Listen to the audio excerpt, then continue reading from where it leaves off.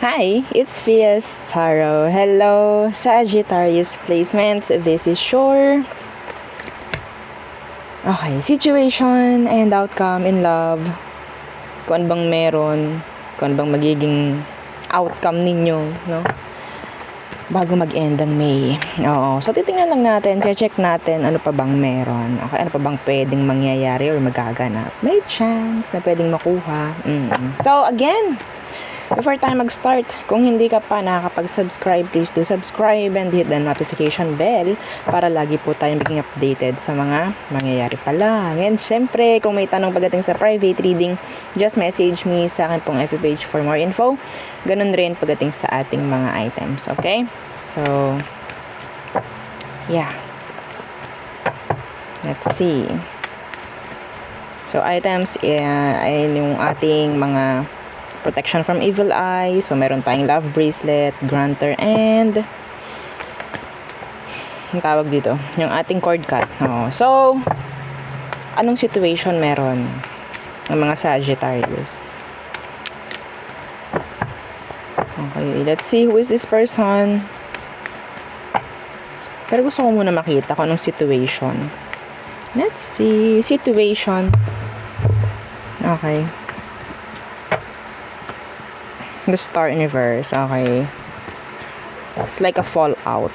May nangyaring fallout. May nangyaring parang hopeless na pagdating sa situation. What's with that? The Star Universe. The Ten of Cups Universe.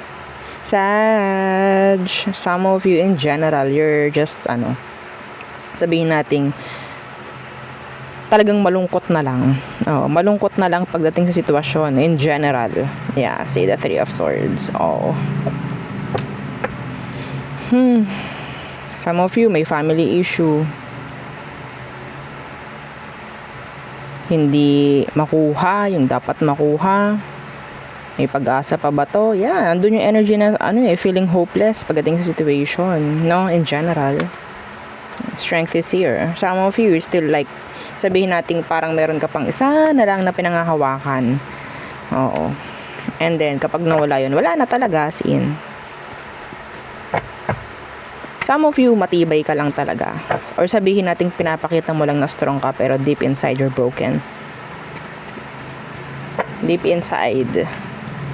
So, who's this person? Who are they?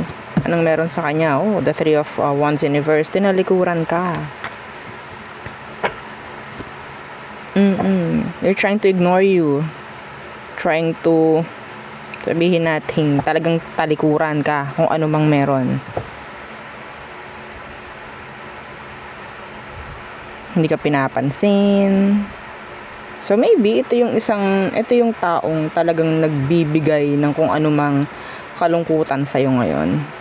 Nagbibigay siya ng kalungkutan, nagbibigay siya ng hindi magandang energy sa iyo ngayon.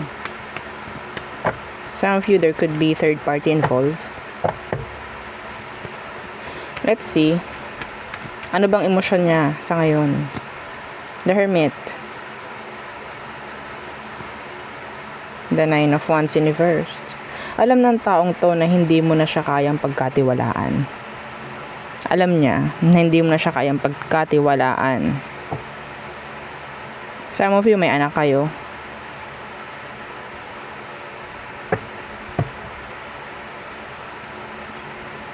Ito Sag, actually, itong person mo, minsan naiisip niya na mag-reach out, if ever, na hindi kayo magkausap. Meron itong gustong sabihin nating gawin pagdating sa situation. Emotionally, hindi niya nga ipinapakita kung ano bang meron sa kanya ngayon. It's like blanco pagdating sa emosyon niya. Wala siyang pinapakita sa'yo. Pero deep down, sabihin natin, itong taong to is sabihin natin, parang meron pa rin na kaunti, no, na parang concern sa'yo. Yeah, sa manawalat ka sa hindi. Tingnan natin. Kasi nakikita mo dito, ito yung taong tinalikuran ka. Ito yung taong pinabayaan ka. Ito yung taong inignore ka. Okay? Sabihin nating hindi ka naging sapat for them. Ouch. So, let's see. What is your next action bago mag-end ang May? Ten of Swords. Yeah, the Knight of Swords. This is energy of communication. May chance rin na pwedeng sabihin nating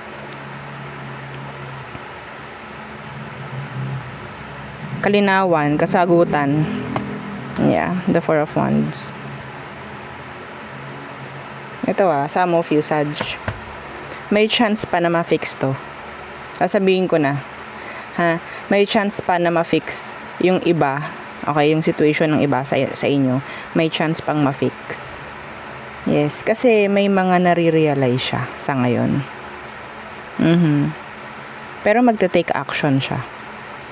Kung hindi man bago mag-end ang May, may nakikita ko na pwedeng gawin itong taong to para maging okay kayo.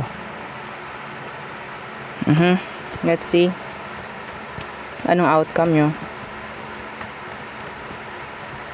Yeah, the Queen of Pentacles.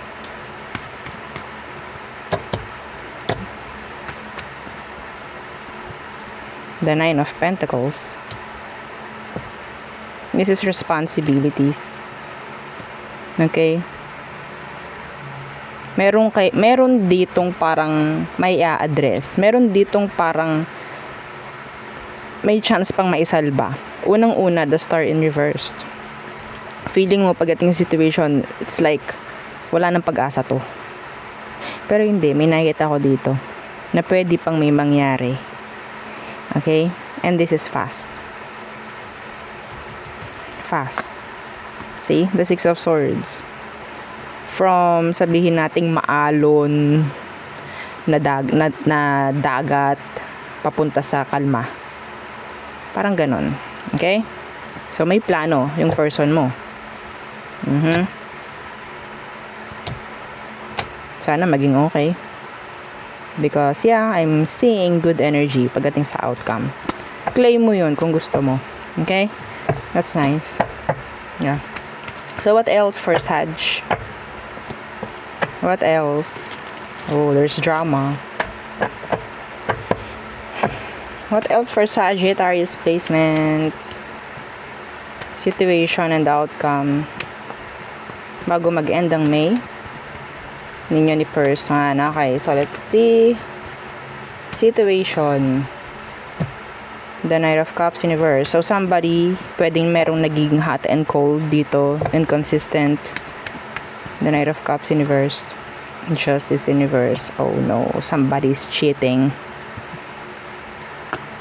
Yeah. There's this BITCH. Meron ditong kabit sa sitwasyon.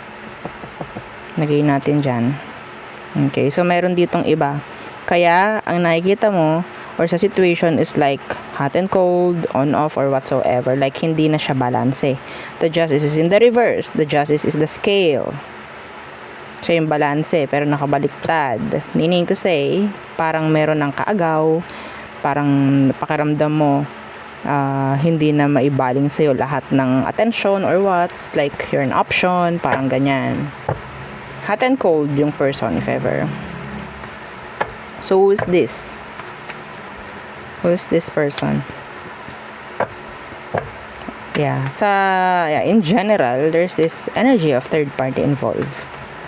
Okay. Anong meron sa taong yan? Okay, the Four of Wands Universe. Some of them, they're not stable. Yeah. The Ten of Pentacles. Pwedeng may anak kayo nito. Yun nga lang, hiwalay kayo. Okay? Nagkawalay. This is a cheater. Sag, this is a cheater.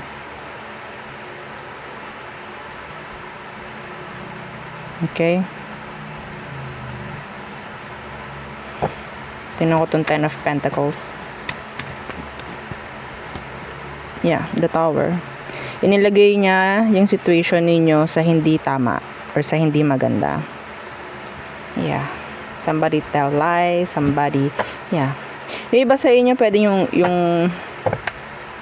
kabit nasa workplace. Okay? Or sa madalas niyang pinupuntahan. Yan, daming energy ng third party. Okay, so ano bang emosyon niya sa'yo ngayon? Anong emosyon sa'yo nito ngayon?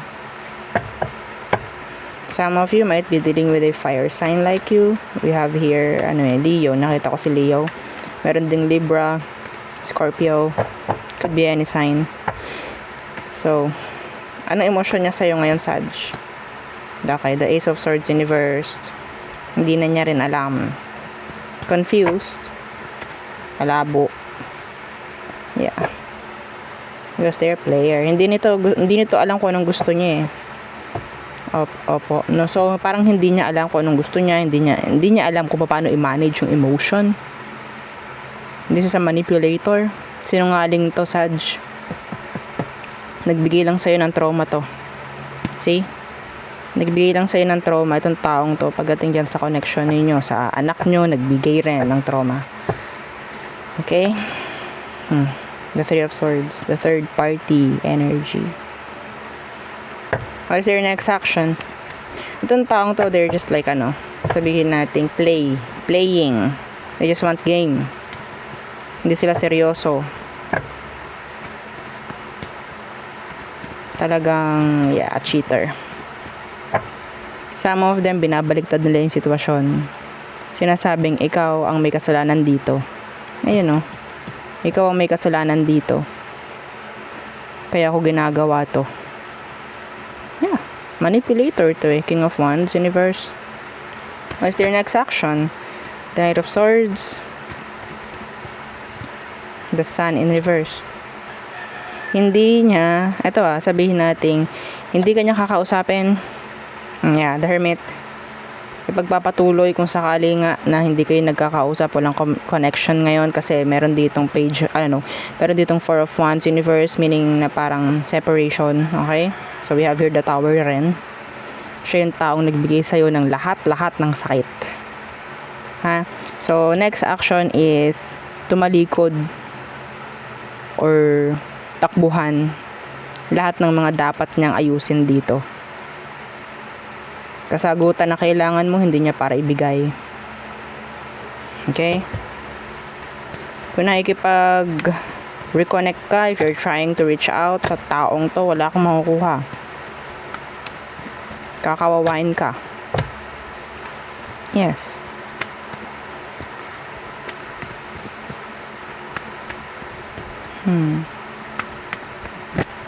Let's see. Anong outcome nyo? Regrets. Pagkadismaya.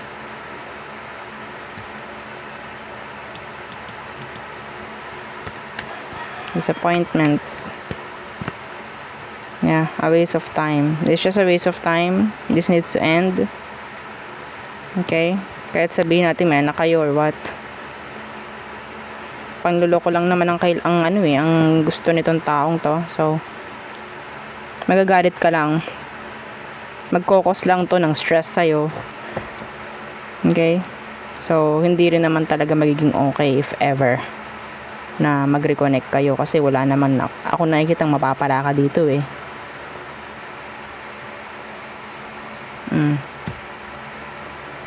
Wala ka ring inaasahan dito kung meron kayong anak. Wala ka ring inaasahan sa kanya. Disappointments ang maibibigay lang niya sa iyo. Okay? Magiging option ka lang. Yeah, option. The Six of Pentacles Universe. So, huwag ka na mag-aksaya ng panahon dito kung ano man, kung anong kailangan mo dun sa person mo, kung naka-resonate ka dun. Again, the Three of Swords. Wala akong nakikita na pwedeng may mangyaring maganda. No? Sana hanggang end lang ng May. Okay, and May sana may magbago na energy ngayong June pagdating sa'yo, no? So, let's see all signs, Aries through Pisces. Again, don't forget to like, share, and subscribe. And And don't forget rin na i-follow yung ating second YouTube channel. So kung meron kayong mga gustong iparating na mensahe sa inyong mga loved ones, sa inyong mga kung sino man, okay? Pwede kayong mag-message sa ating second YouTube channel, sa ating second channel na Love Letter. Okay, nasa description box below yung link. Okay. I-hide natin syempre yung inyong name. So, Aries. Attracted. Taurus. Okay. Commitments. Gemini. They're waiting patiently. Cancer. They want communication, they want collaboration. Some of you, Sag, pwedeng ito ay sa cross-watcher. Pwedeng si Sagittarius ang gumagawa sa'yo nito. Hindi ko sinabing hindi ko sinabing talagang si Sag ang nagawa, pero may nakukuha kong energy na pwedeng si Sagittarius talaga ang gumagawa nito sa'yo, like the cheating thing. Okay? So, kung hindi man ikaw yon, then that's not your read. Pwede mong i-fit yung sarili mo sa kung ano man na alam mong sayo. Okay? Wag mo lang ipipilit yung istorya kung hindi naman sayo. Okay?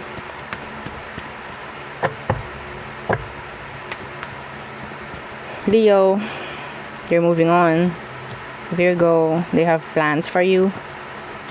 Libra, they want relationship. Some of them, they're waiting. Scorpio, hindi pa nakaka-move on si Scorpio. Sagittarius, meron ako nakikita ditong new connection with a Sagittarius. Okay. Capricorn, they're avoiding you. Aquarius, they're attracted. Some of them, they want your attention. Pisces, they're avoiding you. They're hiding from you. Okay, so there, yun ang aking reading for you, Sagittarius placements. Again, please don't forget to like, share, and subscribe, and follow our FB page. Thank you. Bye!